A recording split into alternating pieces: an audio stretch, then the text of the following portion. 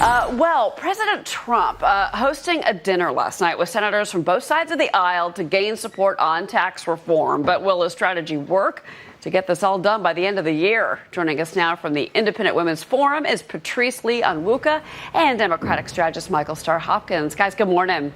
Good morning. Thanks for having us. Patrice, let's start with you first to this dinner last night. If you look at the attendees, whether it was Joe Manchin or Heidi Heitkamp, Joe Donnelly from Indiana, these are kind of the more friendly faces that the president met with. But isn't it the unfriendliest, Patrice, that he's got to convince to come across the aisle and talk about meaningful tax reform?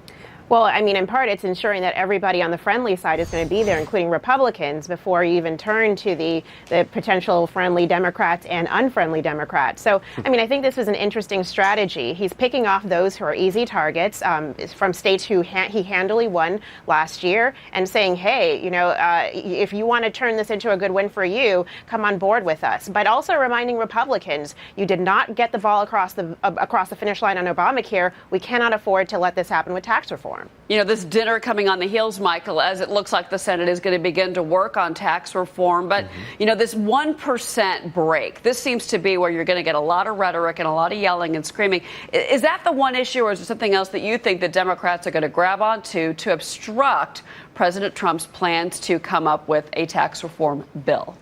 Well, first, I don't think Democrats have any plans to obstruct a tax reform bill. Republicans have the majority in the House and the Senate, and obviously have the White House. So Democrats can't really obstruct here.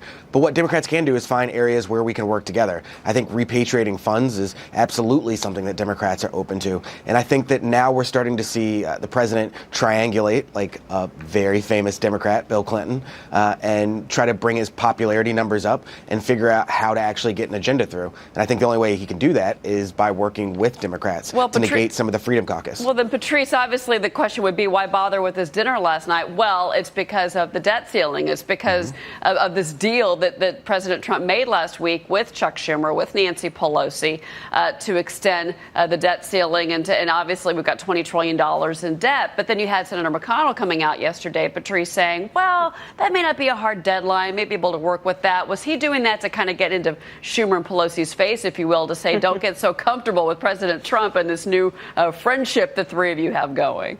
I mean, I think it was kind of a reminder that, yes, the Treasury has some extraordinary measures that they can take, so you can kind of postpone the vote.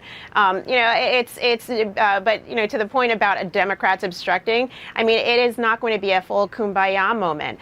Things like the estate tax, things like raising the top tax level for higher earners. Those are issues that Democrats are going to bristle at. And while you know, this is what they outlined in the letter they sent in August about what tax reform should look like. So it's going to be a little bit harder than I think my colleague here on the panel is suggesting. And I don't think Democrats are going to come fully on board just because, you know, they got a little bit of a concession in the deal last week. Yeah, but Michael, I mean, the debt ceiling debate is where the president and Republicans are going to need Democrats. It's absolutely true. And I think that, you know, this is actually one of the perks with the president being such a transactional president and not being linked to one ideology or the other.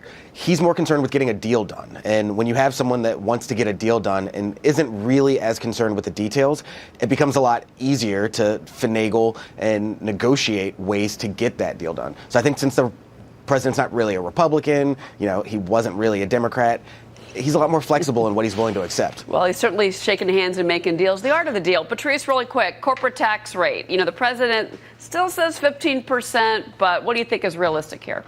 I mean, 15% may be realistic. I believe it before it was maybe 25%. So I think he wants to see what can get done. Speaker Ryan has talked about 15% being realistic, and so I think that's what we're gonna get to. Yeah, Michael, I don't know. I think 15% seems nice, but I think 20% might be realistic. 22% I think is realistic. Yeah, Patrice, Michael, thank you very much. It's good to have you on the show this morning. Okay, coming up, the Stars came out to raise money for the victims of Hurricanes Irma and Harvey.